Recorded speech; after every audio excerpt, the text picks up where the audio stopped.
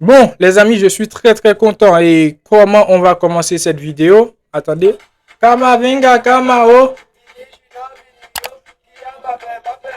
Chubelenga Beleo. Chouameni.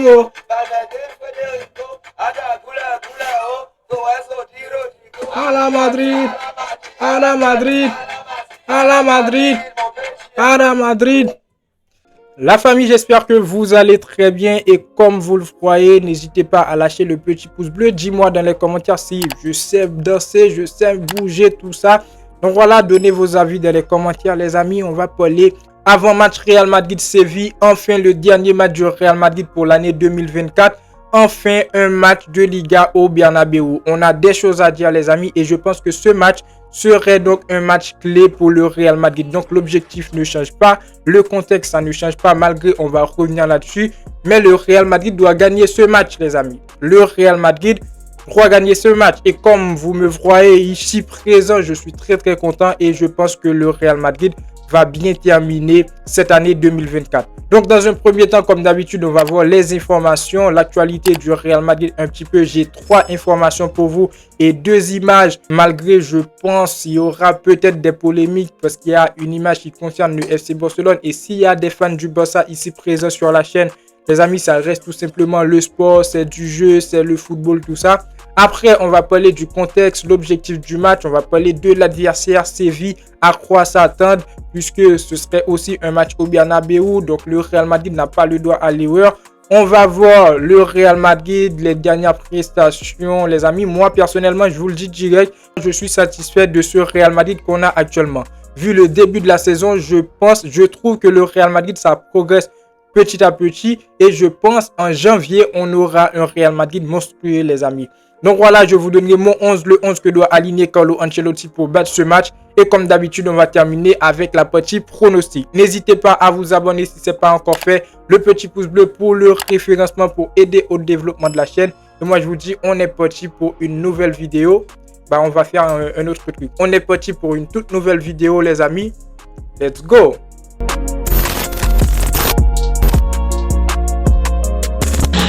Donc, on commence avec les actualités du côté du Real Madrid et on va se pencher aujourd'hui plus sur des choses après la finale du Real Madrid. Le Real Madrid qui a gagné la Coupe Intercontinentale. Et là, on a tout simplement une petite actualité, petite nouvelle historique. À 22 ans, Eduardo Camavinga a fini le jeu avec le Real Madrid. Il a gagné tous les trophées possibles. Eduardo Camavinga a 22 ans. Sur 3 ans, si je ne me trompe pas, il a déjà tout gagné avec le Real Madrid. Vous imaginez la dinguerie, les amis. La dinguerie. Donc, c'est ce qui fait du Real Madrid le meilleur club du monde. Donc, voilà, à un certain moment, on peut le dire. On n'a pas besoin d'être un jeune de la Masia pour gagner.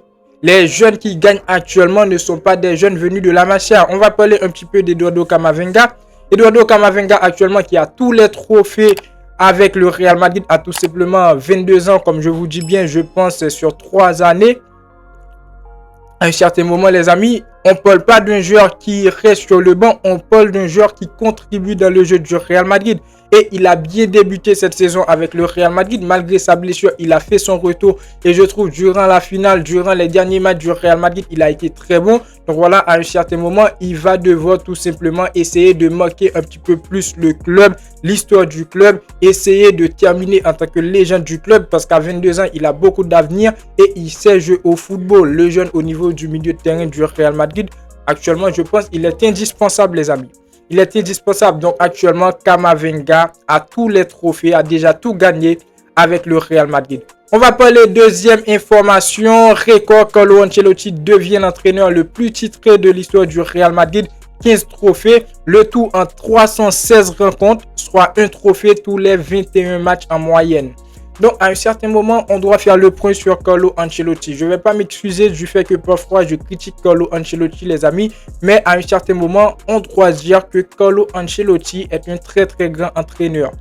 On l'a vu, il était au Real Madrid, il a tout explosé. Après, il est parti, il a fait son retour après Zidane sur 2 ans. Il a tout gagné avec le Real Madrid. Et maintenant, il retient ce record d'entraîneur qui a le plus de titres avec le Real Madrid. Malgré à un certain moment dans les matchs. On va pas se mentir, au cours de la saison, on a un Carlo Ancelotti qui fait jouer ses joueurs préférés, un Carlo Ancelotti qui fait des changements bidons, un Carlo Ancelotti qui est pas trop technique, qui a pas trop tactique dans son jeu. Mais on a un Carlo Ancelotti qu'en fin de saison, on ne pourra pas lui reprocher avec cette équipe du Real Madrid. Bon, on l'a déjà vu ces 2 dernières années. Maintenant, on attend cette fin de saison pour dire est-ce que Carlo Ancelotti, il a été vraiment incroyable avec le Real Madrid. Mais quand je vois le Real Madrid actuellement sur les derniers matchs, personnellement, je vous le dis, je pense que le Real Madrid pourra aller chercher la Liga et la Ligue des Champions cette saison. On aura la Coupe du Roi, si je ne me trompe pas, en janvier. Et je pense que le Real Madrid pourra la chercher et que Carlo Ancelotti, il va encore prendre des titres avec le Real Madrid. On prend donc cette petite information, les amis. Je trouve une petite sortie de Vinicius après qu'il a été nommé meilleur joueur pour la FIFA. On sait tous que Vinicius, il a fait une saison incroyable avec le Real Madrid. Il méritait même le Ballon d'Or. Un Ballon d'Or qui a été remis à Rodri. Donc, petite parenthèse tout simplement. Vinicius qui nous dit, ceux qui n'ont pas voté pour moi vont changer d'avis. Je travaille toujours plus dur. Rien à dire. Rien à dire quand on a vu le Vinicius en ce début de saison, malgré il était blessé, il a fait son retour. Il est vraiment incroyable avec le Real Madrid. Un Vinicius qui marque des buts, un Vinicius qui donne des passes décisives. Donc j'espère tout simplement que le Real Madrid va continuer à gagner avec Vinicius. Et pourquoi pas, peut-être qu'il va terminer favori pour le Ballon d'Or de cette saison, les amis. Donc n'hésitez pas à donner vos avis dans les commentaires. Et on termine avec ces 2 images que je vous avais bien dit, les amis, en début de vidéo. Première image, on a là Mbappé, Vinicius, Bellingham, Rodrigo ensemble après la finale de la Coupe Intercontinentale. Et c'est le Real Madrid qu'on a dans cette image. On a le Real Madrid, malgré, il y a aussi Valverde, malgré tous les joueurs du Real Madrid actuellement, je trouve, à un certain moment, ils peuvent apporter beaucoup de choses positives à cette équipe du Real Madrid. Mais au final, dans cette photo, on a du talent pur. Mbappé qui a rejoint le Real Madrid, qui n'a pas été bon, on va pas se mentir, mais on voit que Kylian Mbappé, il commence à progresser petit à petit. Rodrigo qui a fait son retour de blessure, les amis, qui a été vraiment incroyable. Vinicius aussi qui reste le joueur qu'il est très incroyable, qui est très performant avec le Real Madrid. Malgré il ne sera pas présent pour le match contre Séville, il est suspendu. Et on a un Jude Bellingham qui ces derniers jours avec le Real Madrid n'a pas cessé de marquer des buts. Donc voilà, aujourd'hui on a un très bon Real Madrid. Prions tout simplement qu'en janvier, Mbappé, il va progresser beaucoup plus. On retrouvera donc le Mbappé Prime qui était au Paris Saint-Germain. Rodrigo, il va continuer. Vinicius, il va continuer.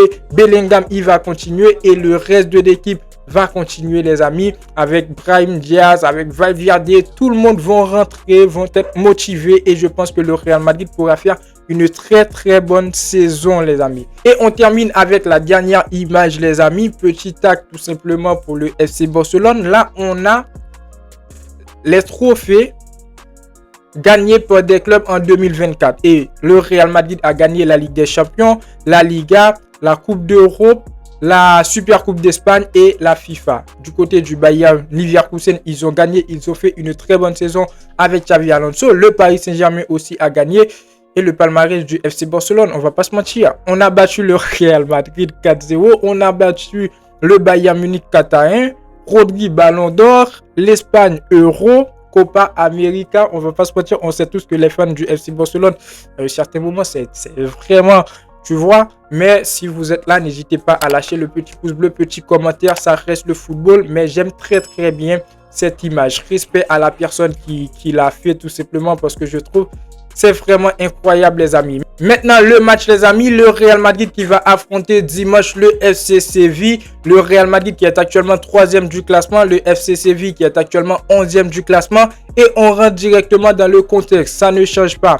Aujourd'hui, on a un Real Madrid qui se retrouve 3e, mais devant, on a le Barça qui est premier à 38 points, l'Atlético de Madrid qui est 2e à 38 points. L'Atlético de Madrid va affronter le FC Barcelone samedi. Donc, le Real Madrid doit gagner ce match dimanche en espérant que samedi, le match Atlético de Madrid et face le Barça va terminer sur un match nul. Et avec ça, le Real Madrid va terminer l'année 2024 en tant que leader de la Liga et avec un match en retard. Donc déjà ça, c'est le contexte, c'est l'objectif du Real Madrid. La victoire, c'est une obligation. On va revenir sur l'adversaire parce que je trouve qu'il n'y a pas grand-chose à craindre vraiment de cette équipe du FC Séville, malgré il peut y avoir des retournements de situation. Mais le Real Madrid doit gagner ce match. Et j'attends bien sûr une très bonne prestation de la part du Real Madrid. Je veux voir du football. Ce serait un match au Bernabéu. On n'a pas le droit à l'erreur. On doit tout faire pour gagner ce match et pour prendre la tête du classement, les amis. Maintenant, on va parler un petit peu de l'adversaire. On a le FC Séville, je ne vais pas vous mentir, actuellement qui est 11e du classement, mais qui ne fait pas vraiment une saison incroyable au niveau du jeu. On a un FC Séville pour ses 5 derniers matchs, c'est un match nul, une victoire 3-1 en Coupe du Roi. Après, ils ont perdu face à l'Atlético de Madrid 4-3. Ils ont réussi à battre le Celta Vigo pour leur dernier match 1-0. Voilà, je trouve, les amis, 2 victoires, une défaite, un match nul. Après, en termes de jeu, c'est pas vraiment une équipe qui peut faire le poids face le Real Madrid actuellement. Comme je vous dis, il peut y avoir des retournements de situation, mais c'est pas une équipe qui peut faire peur à cette équipe du Real Madrid, les amis. Sur les 39 matchs joués, parce que le FC Séville a joué beaucoup de matchs, beaucoup de confrontations avec le Real Madrid. Sur les 39 matchs joués, ils ont gagné 8 fois, 3 matchs nuls et 28 victoires pour le Real Madrid. FC Séville a battu le Real Madrid il y a pas mal d'années. Donc voilà, pour ce match, je pense que le Real Madrid peut donner le meilleur. Ce serait un match au Bernabéu, on peut s'en sortir. Malgré dans cette équipe du FC Séville, il peut y avoir des joueurs qui vont faire la différence au niveau de leur secteur offensif. Mais au niveau de leur secteur défensif, les amis, c'est un petit peu très faible. Ils ont encaissé pas mal de buts dans les derniers matchs.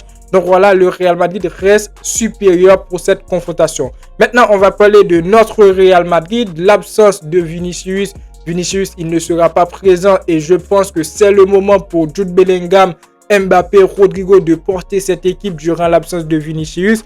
Je sais que Jude Bellingham, avec son rôle de leader, il pourra le faire. Kylian Mbappé aussi, j'aurais besoin d'une très bonne prestation de sa part. Mais aussi Rodrigo, on l'a vu dans les 2 derniers matchs avec le Real Madrid, il a été très bon. Donc, avec le 11 que je vais vous donner, personnellement, je pense que l'absence de Vinicius ne sera pas vraiment un très grand problème pour le Real Madrid, les amis. Mais après, ouais, ça reste Vinicius qui est absent, qui est suspendu. On peut rien y faire.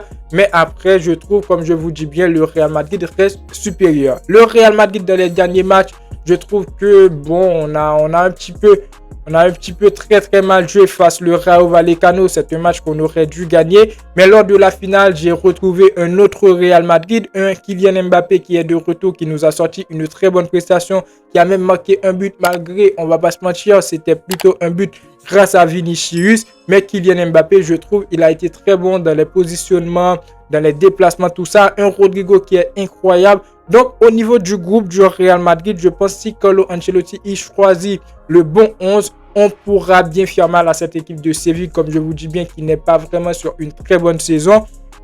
Donc voilà, le Real Madrid, en tout cas, très supérieur. Maintenant, au niveau des changements aussi, j'aurais aimé que Carlo Ancelotti il fait sortir quelques joueurs durant la deuxième période pour faire jouer des jeunes comme Hendrick, comme Arda Güler, comme Raúl Asensio. Dans mon 11, je vous le dis direct, les amis, j'ai pas mis Raúl Asensio parce que j'ai essayé d'être beaucoup plus réaliste. On sait tous que Carlo Ancelotti, il va plutôt partir sur une charnière centrale avec Rudiger, Tchouaméni, tout ça. Mais je veux des changements. Je veux voir du mouvement dans cette équipe du Real Madrid, les amis. Maintenant, je vais vous donner mon 11. N'hésitez pas à donner vos avis dans les commentaires.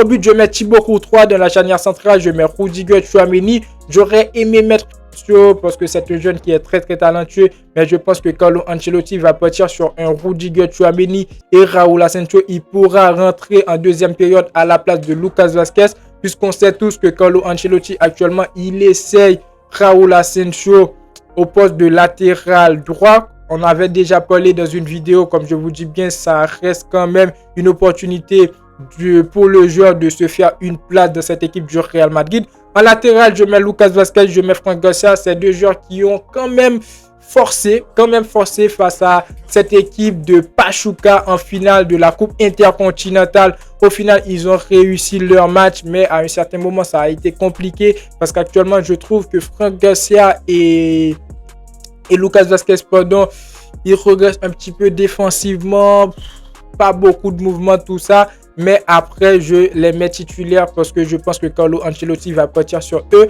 Un milieu de terrain à 4 où je mets bien sûr Ceballos, Camavinga, Valverde et Jude Bellingham. Camavinga en tant que numéro 6 qui a été très bon dans les derniers matchs avec le Real Madrid. Même face à Rayo Vallecano, il a été très bon. Ceballos qui fait une très bonne saison avec le Real Madrid. Pourquoi je ne mets pas Valverde sur le banc? Pourquoi je ne fais pas reposer Valverde? Personnellement, je voulais faire reposer Valverde dans les derniers matchs du Real Madrid. Mais je pense que Carlo Ancelotti va le mettre face à Séville. Parce que après ce match face à Séville, ce serait donc congé pour la Noël. Donc voilà, je pense que Valverde, il va jouer ce match. Peut-être il sera titulaire. Il va peut-être jouer la première période. Après, lors de la deuxième période, Carlo Ancelotti peut faire rentrer un Arda Güler. Mais pour essayer de rester plus réaliste, les amis, j'ai un milieu de terrain avec Ceballos, Camavinga, Valverde et Jude Bellingham. Et dans le secteur offensif, je mets deux joueurs, Kylian Mbappé, Rodrigo. Rodrigo, comme je vous dis, qui fait une très bonne saison depuis son retour avec le Real Madrid. Et Kylian Mbappé qui nous a montré des étincelles avec son retour lors de la finale, les amis. Donc après, dans ce 11, on peut bien le constater, on a pas mal de très bons pieds, de très bons joueurs sur le banc. Brahim Diaz, Arda Güler, Endrick, Modric, tout ça. On a pas mal de joueurs capables sur le banc. Donc Carlo Ancelotti, il pourra faire des changements et même il y aura des jeunes de la Castilla, tout ça, les amis. Donc voilà, je pense que ce 11 peut battre Séville. Ce 11 peut réaliser, si on peut le dire comme ça, la victoire du Real Madrid pour le dernier match de l'année 2024, les amis. Une victoire obligatoire. Maintenant, pour la partie pronostic, je vois bien ce match terminé sur une victoire du Real Madrid 2-0 face à cette équipe de Séville. Malgré, je vous dis, Séville actuellement n'est pas sur une très bonne forme, mais on sait tous, ça ne va pas rester bouche bée face au Real Madrid. Ça va essayer de jouer au football, donc ça va demander à un certain moment qu'on ait un très bon secteur offensif, un très bon secteur défensif, mais aussi un très bon milieu de terrain capable de créer du jeu, capable de déstabiliser cette équipe de Séville. Donc voilà pour la vidéo avant-match. N'hésitez pas à donner vos avis dans les commentaires, c'est très important. N'oubliez pas de vous abonner, les amis, le petit pouce bleu pour le référencement pour aider au développement de la chaîne. Et moi, je vous dis à très bientôt pour une toute nouvelle vidéo. Ciao, ciao.